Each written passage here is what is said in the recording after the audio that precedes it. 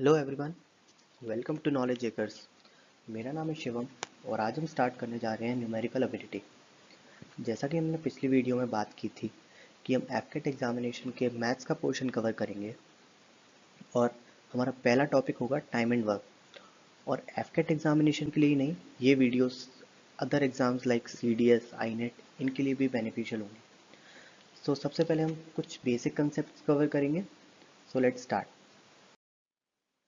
सबसे पहला कंसेप्ट जो हम देखेंगे वो है स्पीड कंसेप्ट। ये कोई नया कंसेप्ट नहीं है, ये हम सब अपने स्कूल टाइम से जानते हैं कि speed equal to distance upon time.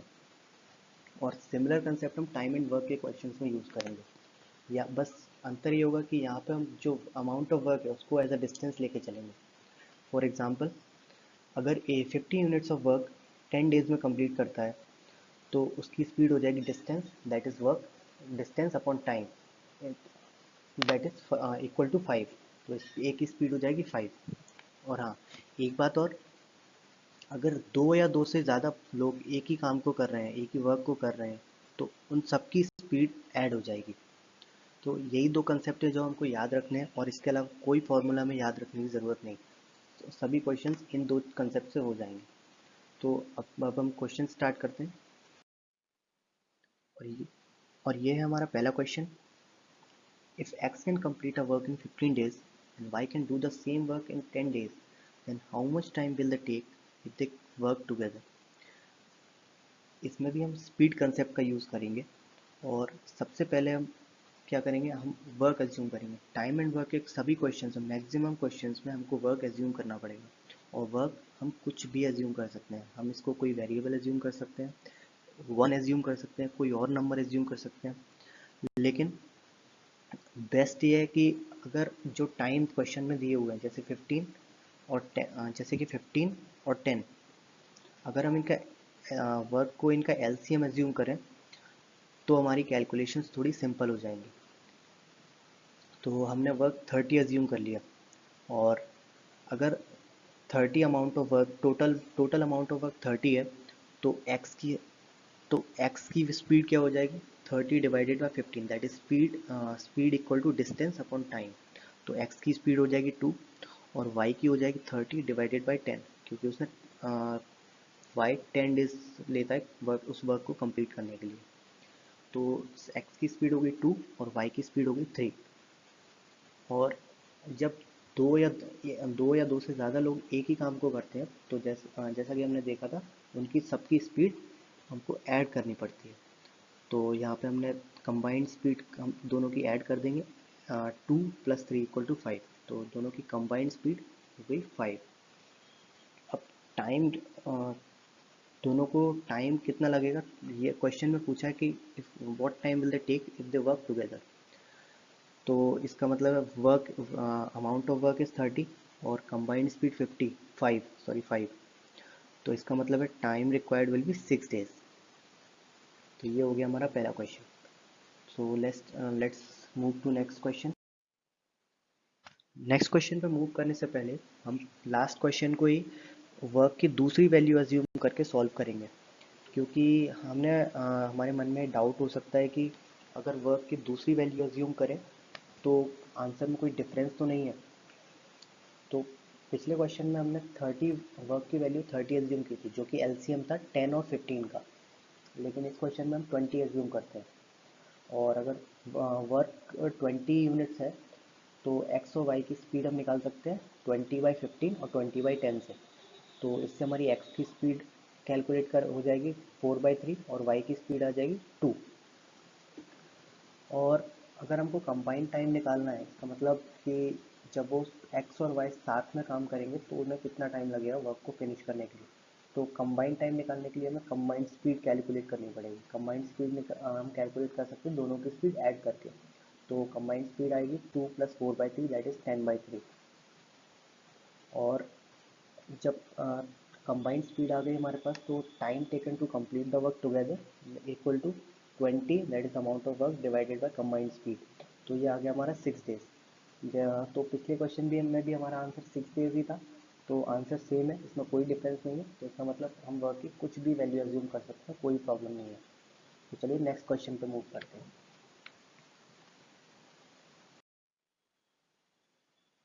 ये रहा हमारा नेक्स्ट क्वेश्चन, ये भी लास्ट क्वेश्चन की तरह ही है। Rahul completes a work in 6 days while Raman completes the same work in 4 days and Vineet can do the job in 12 days. What time will they take to complete the work if they work together? पिछले question में बस पिछले question में दो लोग थे और इसमें 3 लोग हैं।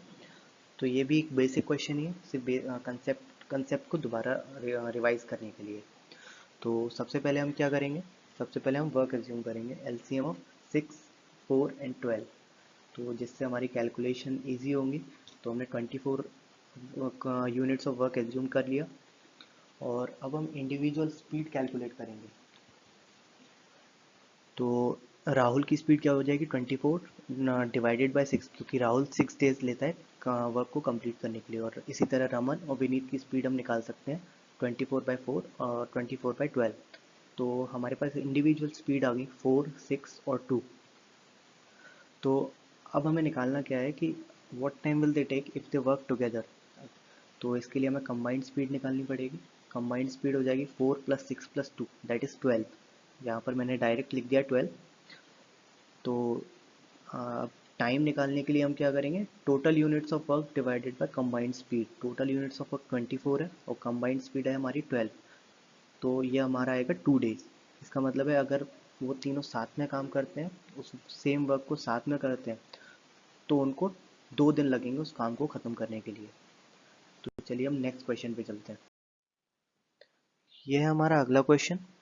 X and Y work together and finish a piece of work in 12 days, while Y alone can finish the same work in 30 days. How long will X take to finish the work? अब यहाँ पर हमको time दिया है जब वो साथ में उस वर्क को करते हैं, और Y का इंडिविजुअल टाइम दिया हुआ है और X का इंडिविजुअल टाइम पूछा गया है कि X अगर अकेले उस वर्क को फिनिश करता है, उस वर्क को अकेले करता है तो उसको फिनिश करने में कितना टाइम लगेगा। और पिछले क्वेश्चंस में हमको इंडिविजुअल टाइम दिया हुआ था और हमको निकालना था कि अगर वो साथ में उस वर्क को करते हैं तो उसको फिनिश करने में कितना टाइम लगेगा। तो सबसे पहले हम क्या करेंगे, टोटल वर्क एज्यूम करेंगे और 12 और 30 का एलसीएम लेंगे, वो होगा 60। वर्क हम कुछ भी एज्यूम कर सकते हैं, लेकिन अगर एलसीएम को हम ऐसी एज्यूम करते हैं तो हमारी कैलकुलेशन थोड़ी आसान होगी, इसलिए हम यहाँ पर 60 एज्यूम कर रहे हैं। तो और एक्स और वाई की स्पीड को हम स्मॉल एक्स और स्मॉल वाई से डिनोट करेंगे। तो स्मॉल वाई क्या हो जाएगा, total unit of work divided by time taken by Y to complete the work. Time taken by Y is given as 30। So Y की स्पीड क्या हो जाएगी 60 डिवाइडेड बाय 30 इक्वल टू 2। और पिछले क्वेश्चंस को अगर हम रिकॉल करें तो पिछले क्वेश्चन में हमने कंबाइंड स्पीड का यूज़ किया था। कंबाइंड स्पीड हमने फाइंड की थी उन दोनों का टाइम निकालने के लिए जब वो साथ में काम करते हैं। तो यहाँ पे और यहाँ पे हमको दिया हुआ है कि अगर वो साथ में काम करते हैं तो it takes 12 days to complete the work. तो इसका मतलब ये है कि हम कंबाइंड स्पीड कैलकुलेट कर सकते हैं, वो है 60 डिवाइडेड बाई 12। तो 5 हो जाएगी हमारी कंबाइंड स्पीड और 2 हो जाएगी हमारी y की इंडिविजुअल स्पीड। तो इससे हम x की इंडिविजुअल स्पीड निकाल सकते हैं। इक्वेशन बन जाएंगी x + y = 5 और x = 3। इसका मतलब y की x की स्पीड हो जाएगी 3। Speed equal to distance upon time, time equal to distance upon speed. यहाँ से हम ये निकाल सकते हैं कि x कितना टाइम लेगा अगर वो उस वर्क को अकेले अकेले करता है। मीन्स x अकेले करने पर उस वर्क को 20 दिन में फिनिश करेगा। तो ये हमारा हो गया ये क्वेश्चन। चलिए नेक्स्ट क्वेश्चन में मूव करते हैं। ये हमारा next question. Ramesh is able to complete a carpentry work in 20 days and his friend Suresh is 50% more efficient than him for the same job. Then what time will Suresh take to complete the same work? यहाँ पर हमको रमेश का time दिया हुआ है कि रमेश कितना time लेता है एक वर्क को कंप्लीट करने के लिए, और सुरेश के बारे में बताया गया है कि वो 50% मोर एफिशिएंट है, मतलब उसकी एफिशिएंसी 50% ज़्यादा है रमेश से। तो इसमें हम कंसीडर ये कर सकते हैं कि सुरेश की स्पीड 50% ज़्यादा है रमेश की स्पीड से। सो सबसे पहले हम क्या करेंगे, वर्क को अज्यूम करेंगे। वर्क हमने अज्यूम कर लिया 40 यूनिट्स। क्योंकि ये 20 का मल्टीपल होगा और यहाँ पे सिर्फ 20 दिया हुआ है, टाइम में सिर्फ 20 दिया हुआ है, इसलिए हमने 20 का मल्टीपल एज्यूम कर लिया। इसको हम और कुछ भी ले सकते हैं, 1 भी ले सकते हैं, 10 भी ले सकते हैं, 5 भी ले सकते हैं, लेकिन यहाँ पे मैंने 40 एज्यूम कर लिया है। तो स्पीड क्या हो जाएगी रमेश की, 40 डिवाइडेड बाई 20 दैट इज 2। तो रमेश की स्पीड हमारे पास आ गई 2।